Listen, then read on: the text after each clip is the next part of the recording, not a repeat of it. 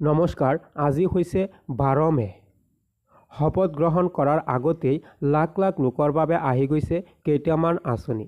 আপোনালোকৰ এইকেইটা আঁচনি লাগিলে আপোনালোকে এই খবৰটো প্ৰথমৰ পৰা শেষলৈ চাই থাকিব। কি আঁচনি আপোনালোকে লাভ কৰিব এইটো খবৰৰ জৰিয়তে আপোনালোকক জনাই দিয়া হ'ব। ইয়াৰ আগত আপোনালোকক কৈ দিওঁ, আপোনালোকে এই খবৰটো শ্বেয়াৰ কৰি দিব যাতে সকলো মানুহে গম পায়। এতিয়া আঁচনি এটা আহি গৈছে, সেইটো হৈছে 10 লাখ যুৱক যুৱতীক নতুনকৈ দিয়া হ'ব 5 লাখ টকা। আৰু এটা আঁচনি আহি গৈছে, চাহ শ্ৰমিকসকলৰ দৈনিক মজুৰি হ'ব 500 টকা। মই আজি লাখ লাখ লোকৰ বাবে লৈছোঁ আজিৰ গুৰুত্বপূৰ্ণ খবৰ। আজি নতুনকৈ শপত গ্ৰহণ কৰিব ডক্টৰ হিমন্ত বিশ্ব শৰ্মা চৰকাৰে। আৰু এটা আঁচনি আহি গৈছে, যিসকলৰ এখন চৰকাৰী ঘৰ লাগে তেওঁলোকে লাভ কৰিব চৰকাৰী ঘৰ। নতুনকৈ 15 লাখ লোকক দিয়া হ'ব চৰকাৰী ঘৰ। ইয়াত আপোনালোকে দেখিব পাৰিছে চৰকাৰী ঘৰৰ সন্দৰ্ভত হিমন্ত বিশ্ব শৰ্মা চৰকাৰে আপোনালোকক কি কৈছে।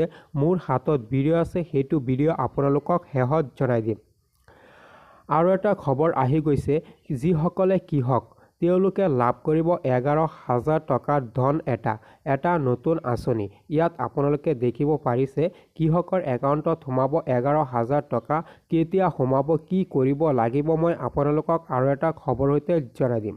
আৰু এটা গুৰুত্বপূৰ্ণ খবৰ আহিছে যে অসমত আকৌ নতুনকৈ 5 বছৰত নতুনকৈ 5 লাখ বিঘা উচ্ছেদ কৰা হ'ব বা বেদখল মুক্ত কৰা হ'ব।